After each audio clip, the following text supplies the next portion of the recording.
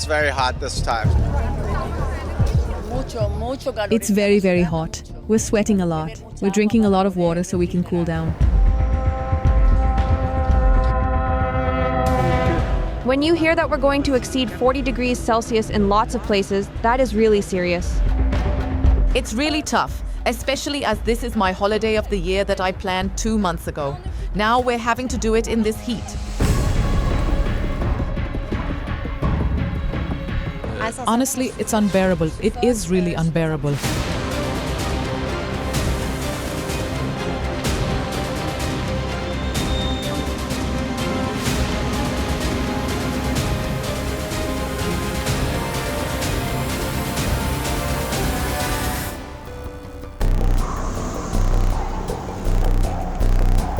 A brutal heat wave. Temperatures surging past 40 degrees Celsius. Dozens lost their lives and health systems pushed to the limit. This is Europe. In France, dozens of people lost their lives, including reportedly 2 children who were left inside a hot car. In fact, 40 people have drowned in France over recent days as they sought to cool down to escape record heat. In the city of Bordeaux, the mercury climbed to 48 degrees Celsius, breaking a record set just last year. In Poitiers, temperatures reached 41.2 degrees, surpassing a record that had stood since 1947. The extreme heat is not limited to France. Spain, Italy, Germany, the United Kingdom, and several other European nations are also facing dangerous conditions. In Spain, even the normally cool northern city of San Sebastian had been bracing for temperatures of around 40 degrees Celsius, more than double its usual average for late June.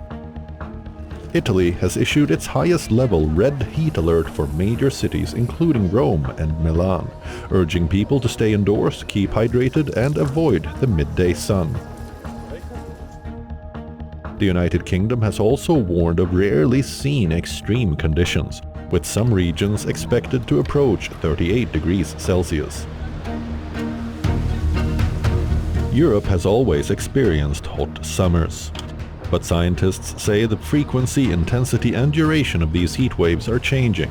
What were once considered rare events are now becoming increasingly common. Europe is feeling the impact of a summer that has only just begun. On WION Wideangle this week, we take a closer look at the heat wave gripping Europe. Why are temperatures rising to such dangerous levels? How are countries responding to the crisis? And is this the new normal for Europe?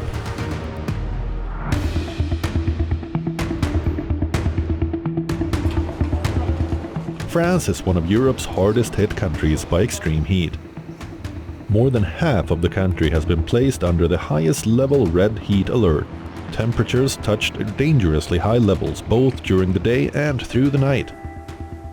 The prolonged heat has disrupted daily life across the country. Schools have been affected, transport services have faced disruptions, and outdoor events have been cancelled or rescheduled as authorities try to protect people from the scorching conditions. Unlike many other countries, air conditioning is not common in French homes, leaving millions exposed to the relentless heat. And the impact has proven deadly in more ways than one. As people rushed to beaches, rivers and lakes to escape the record temperatures, several lost their lives. Authorities say around 40 people have drowned in recent days while trying to cool off during the heat wave.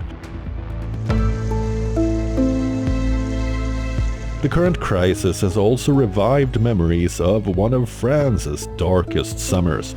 In 2003, a devastating August heatwave claimed an estimated 15,000 lives across the country. Many of the victims were elderly people living alone or in care homes without adequate cooling.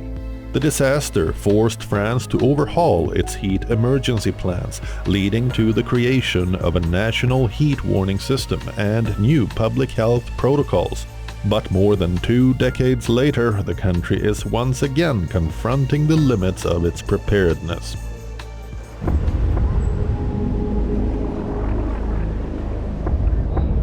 As the heat wave tightens its grip on France, authorities have taken an unusual step.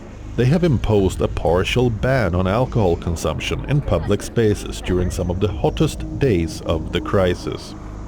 The restrictions were introduced in departments under the highest red heat alert, especially during large outdoor gatherings such as the Fête de la Musique, the annual street music festival that attracts millions of people. Authorities are also concerned about the pressure on emergency services, with firefighters, paramedics and hospitals already dealing with heat-related emergencies. They want to reduce avoidable incidents linked to alcohol consumption. Large crowds gathering in scorching conditions can quickly become difficult to manage if intoxication is added to the mix. The alcohol restrictions are part of a broader heat response. Misting stations are set up in public places, some schools are closed, and people have been urged to stay hydrated and avoid the midday sun.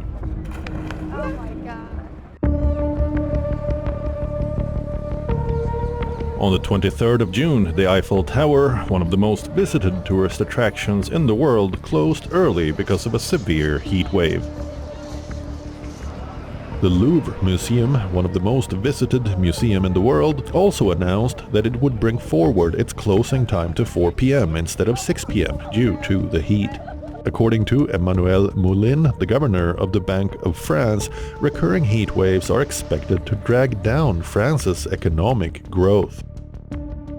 Moulin said the short-term impact of high temperatures on the economy is difficult to assess, and in the medium term, however, extreme heat can easily trigger disasters such as fires and floods, which would negatively affect bank assets, insurance operations and others, thereby weighing on economic growth. In other devastating news, 2 children were found dead in a car in France, believed to be the casualties of a heat wave.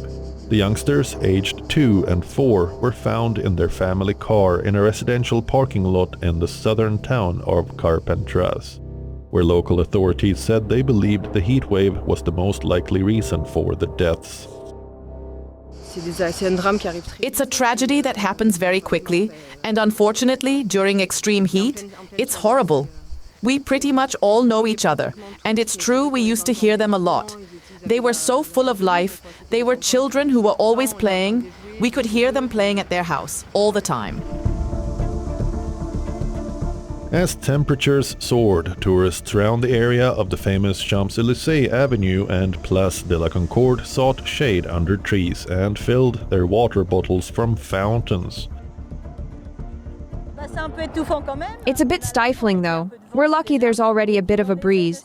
And well, we try to find cool or air-conditioned spots, because it's true that in places like this, the heat is pretty unbearable. It's scorching hot, and luckily the city of Paris provides free water, so we stop at every fountain to cool off and drink some water to cool the baby. It's terribly hot after all, but we're still enjoying the city. Parisians are flocking to stores to purchase electric fans and air conditioners to combat scorching heat that could set new record highs for the month of June in the country. Crowds of customers carried boxes of electric fans at a Paris electronics store. It's because it's hot, because we're at 38 degrees Celsius today again, and last night it was hard to fall asleep without electric fan. Small Parisian apartments are a bit stuffy, so this allows us to improve the situation. I came quickly. I haven't even had my coffee this morning.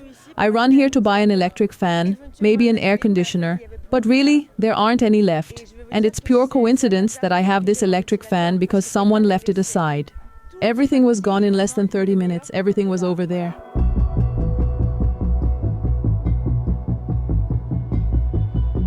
The extreme heat has not stopped at France's borders. The United Kingdom is also facing an unusual and strong heat wave. Forecasters have warned that temperatures could climb to around 39 degrees Celsius in parts of the country, threatening to shatter long-standing records for the month of June. If those predictions hold true, they would surpass the previous June record of 35.6 degrees Celsius, first set in 1957 and then again in 1976. The heat wave is expected to affect large parts of southern and central England, as well as sections of Wales, prompting authorities to issue rare extreme heat warnings. I think UK heat is something different to the rest of the world. So 36 degrees is going to be disgusting. I don't know if you remember the 40 degrees a few years ago, and it was like stepping into an oven. So I feel like that might happen again. But it brings everyone outside. Yeah, it's not the end of the world. For a country better known for cloudy skies and mild summers, temperatures approaching 40 degrees Celsius represent an extraordinary event. The United Kingdom's all-time temperature record stands at 40.3 degrees Celsius, set during the historic heatwave of July 2022. Now, meteorologists warn that the latest surge of hot air moving north from mainland Europe would bring the country dangerously close to those levels once again. The arrival of this heat wave also comes just weeks after Britain recorded its hottest day ever for the month of May. Together, these back-to-back extremes are raising fresh questions about how rapidly the country's climate is changing. I've been forecasting for nearly 20 years, and I just feel like, we're just constantly seeing new records broken, particularly with temperatures, but perhaps heavy rainfall events as well across not just the UK, but around the world. And we will be looking, our climate scientists at the Met Office will be studying this event and looking at the details, but it's very likely all the evidence points to these extreme events happening more and more frequently and earlier in the season, just like we're seeing at the moment. As millions prepare for days of scorching temperatures, officials are urging people to stay hydrated, limit outdoor activity during peak heat, and take extra care of the elderly, children, and those with underlying health conditions. Londoners and tourists to the capital sought out shade, hid under umbrellas, and tried to fan themselves cool. Trafalgar Square in the bright sun was almost empty of tourists, although some visitors said they were used to high heat from their home countries. Well, it is hot, but we try to stay in the shades. And it is our second time in London, so we try to avoid the tourist places. We are now in a tourist place, but we try to avoid them a little bit. And we stay in the shades, and we drink a lot of water. Yeah, fortunately they gave the announcement earlier, so I'm trying to have a lot of fluid as I walk around, a lot of water. As Britain continues to grapple with extreme heat, sales of fans have gone up by 50%. The spike in sales is one they see every time temperatures increase. Every time the weather spikes, of course, our sales spike in fans and cooling. So this week we're plus 50% across our fans and cooling range, and they're literally flying off the shelves, no question.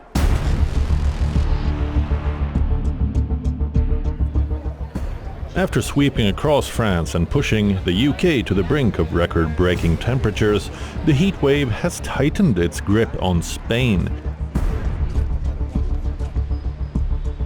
In many parts of the country, temperatures have surged beyond 40 degrees Celsius, with some southern regions bracing for highs of up to 44 degrees. Cities such as Cordoba and Jaén have found themselves at the center of the scorching conditions, as the sun continues to beat down across the region.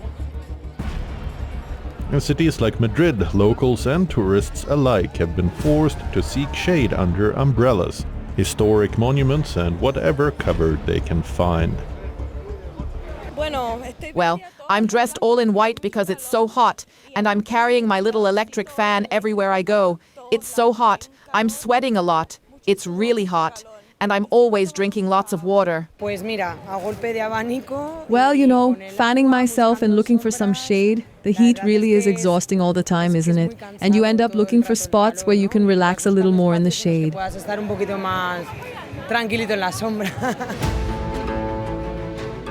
In Spain, Seville's flamenco stages have become a furnace, forcing dancers to push through severe conditions.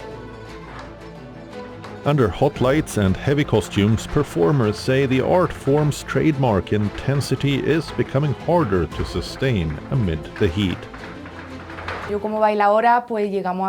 As a flamenco dancer, we usually perform dances that last 10 to 20 minutes. If we're dancing alone, that means we have to do at least 2 dances. And of course, flamenco dancing is pretty intense cardio. The increasing tempo and all that, well, it's true that it's tough when it's hot.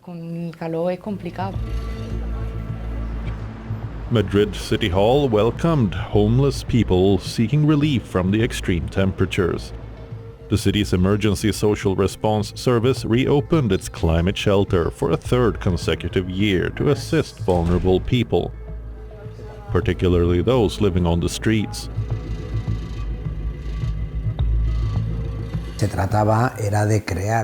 The idea was to create or set up spaces we call climate shelters, places where we can provide a climate-controlled environment, offer basic food, allow visitors to take a shower, and give them a chance to rest for a while, especially with a focus on those who are most marginalized, such as people living on the streets.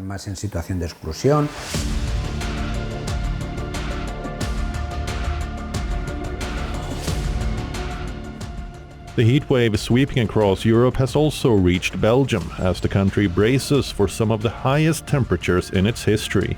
Authorities have been forced to take extraordinary precautions. Schools in parts of Brussels have also been closed as temperatures climb towards 37 degrees Celsius. For many classrooms without air conditioning, teaching has become difficult. It's going to heat up quickly because we've got the sun beating down on the windows. We've also got 22, 23, 24 little bodies giving off heat all day long, and we don't have any air conditioning. So it's true that the temperature rises quite fast. Generally, the mornings are fine, and from 11:30 onward, it gets really stifling. The afternoons are difficult. So we're trying to find solutions, but let's just say it's not the easiest time of year to be in the classroom. As the overwhelming heat wave is stressing the entire country, residents and tourists were seen bathing in fountains in Brussels' Parc du Cinquantenaire to beat the heat. Today I actually thought about this, like what if we're gonna have something like this in the future, like day after day. So yeah, it made me realize we are on edge of something that is going to change, not in a good way probably, so we have to take care of this as soon as we can, because it's serious. And it's not just humans feeling the extremes of the heat. Wildlife shelters across the country are also overwhelmed with a major influx of extreme heat-stressed animals in the centers. According to a wildlife center in Belgium, the average annual admissions to the center have almost quadrupled over the past 5 years, rising from around 800 to 3,500 today.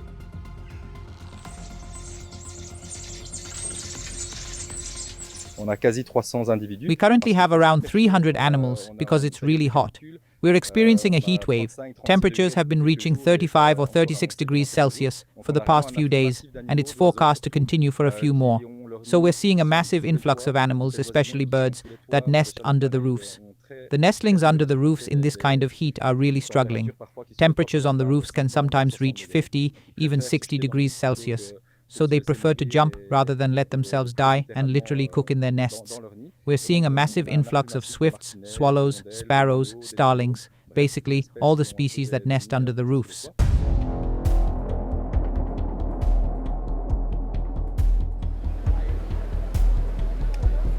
The heat wave has also tightened its grip on Italy, where authorities have been forced to issue their highest level heat warnings across the nation. Red alerts have been activated across cities. Officials have warned that the heat poses a threat not only to vulnerable groups, but to the general population as well. In the heart of Rome, tourists and pilgrims have sought refuge under umbrellas and parasols, trying to escape the blazing sun.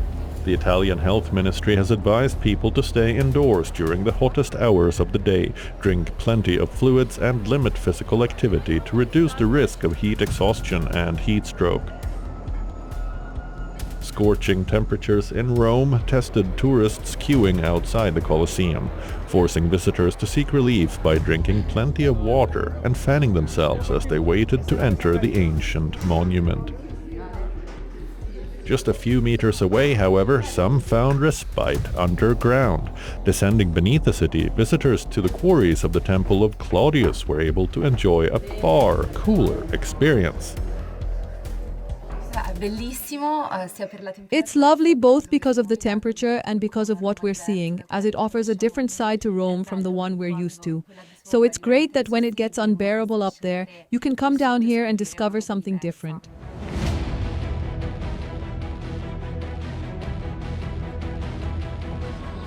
Weather analysts say a powerful weather pattern known as an omega block is helping sustain the intense heat wave sweeping across Europe. The phenomenon is responsible for trapping hot air over large parts of the continent, prolonging extreme temperatures and worsening drought conditions. The activity is driven by stagnant high-pressure systems called heat domes that trap hot air from North Africa. This is actually a fairly typical atmospheric pattern. It's such a typical pattern, actually, of heat waves in Europe that it has a name. It's called an omega block. So it makes the shape of a Greek letter omega, capital omega. And that means that there's a kind of a bulge in the pressure field with this sort of hot air sitting underneath it and cooler air on either side. And it means that it's drawing warm air up from North Africa, from the Sahara. And that's why we have this really intense heat. And it's very slow moving, and it means there's kind of no wind, no breeze for respite, and it just kind of sits there and produces heat underneath, or brings the hot air underneath it. Scientists say human-driven climate change is amplifying such extremes, with weather events like heat waves, droughts and floods becoming more intense and frequent. The World Health Organization has urged leaders to prioritize climate action amid the heatwave conditions in Europe. The World Health Organization Director General Tedros Adhanom Ghebreyesus wrote in a post on X, and I quote,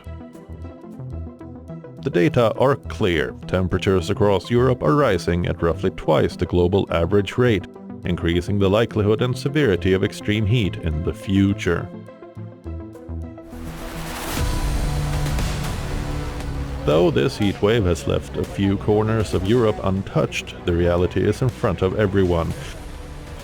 Extreme heat is the leading weather-related cause of mortality globally, triggering acute physiological stress that exacerbates chronic illnesses.